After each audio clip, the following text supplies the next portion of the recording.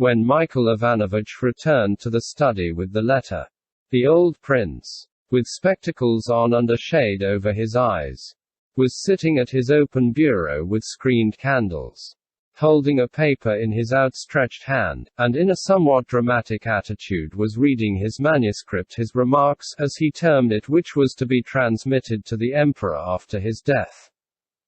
When Michael Ivanovich went in, there were tears in the prince's eyes, evoked by the memory of the time when the paper he was now reading had been written. He took the letter from Michael Ivanovich's hand, put it in his pocket, folded up his papers, and called in Alpatych, who had long been waiting. The prince had a list of things to be bought in Smolensk, and, walking up and down the room past Alpatych, who stood by the door, he gave his instructions. First, notepaper, do you hear? 8 quires, like this sample, gilt-edged. ... It must be exactly like the sample. Varnish, sealing wax, as in Michael Ivanovich's list. Single quote. He paced up and down for a while and glanced at his notes. Then hand to the governor in person a letter about the deed. Single quote. Next, bolts for the doors of the new building were wanted and had to be of a special shape the prince had himself designed, and a leather case had to be ordered to keep the wool in. The instructions to Alpatych took over 2 hours, and still the prince did not let him go. He sat down, sank into thought, closed his eyes, and dozed off. Alpatych made a slight movement. Well, go. If anything more is wanted, I'll send after you. Single quote. Alpatych went out. The prince again went to his bureau, glanced into it, fingered his papers, closed the bureau again, and sat down at the table to write to the governor.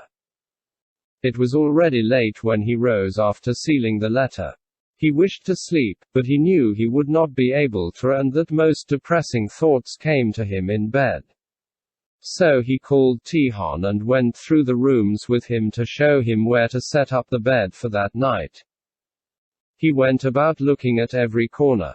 Every place seemed unsatisfactory, but worst of all was his customary couch in the study. That couch was dreadful to him. Probably because of the oppressive thoughts he had had when lying there. It was unsatisfactory everywhere, but the corner behind the piano in the sitting room was better than other places. He had never slept there yet. With the help of a footman, Tihon brought in the bedstead and began putting it up. That's not right, cried the prince, and himself pushed it a few inches from the corner and then closer in again. Well, at last I've finished, now I'll rest, thought the prince, and let Tihon undress him. Frowning with vexation at the effort necessary to divest himself of his coat and trousers, the prince undressed, sat down heavily on the bed, and appeared to be meditating as he looked contemptuously at his withered yellow legs. He was not meditating, but only deferring the moment of making the effort to lift those legs up and turn over on the bed. Ugh, how hard it is. Oh, that this toil might end and you would release me, thought he. Pressing his lips together, he made that effort for the 20,000th time and lay down. But hardly had he done so before he felt the bed rocking backwards and forwards beneath him as if it were breathing heavily and jolting. This happened to him almost every night. He opened his eyes as they were closing. No peace, damn them, he muttered, angry he knew not with whom. Ah yes, there was something else important, very important, that I was keeping till I should be in bed. The bolts. No, I told him about them. No, it was something in the drawing room. Princess Mary talked some nonsense. Dessels, that fool, said something. Something in my pocket, can't remember. Single quote. Tihon, what did we talk about at dinner? About Prince Michael. Single quote. Be quiet. The prince slapped his hand on the table. Yes, I know, Prince Andrew's letter. Princess Mary read it. Dessels said something about Vitesk.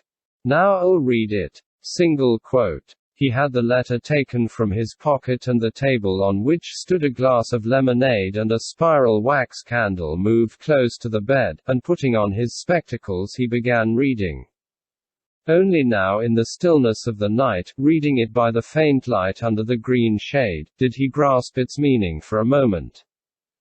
The French at Vitebsk, in 4 days' march they may be at Smolensk.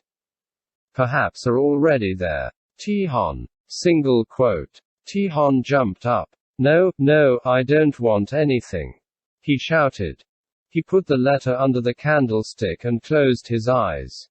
And there rose before him the Danube at bright noonday. Reeds. The Russian camp. And himself a young general without a wrinkle on his ruddy face. Vigorous and alert, entering Potemkin's gaily colored tent, and a burning sense of jealousy of the favorite agitated him now as strongly as it had done then. He recalled all the words spoken at that first meeting with Potemkin.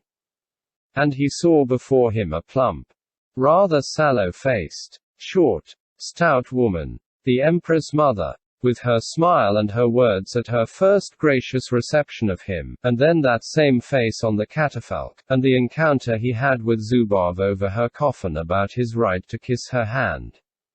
Oh, quicker, quicker! To get back to that time and have done with all the present. Quicker, quicker, and that they should leave me in peace.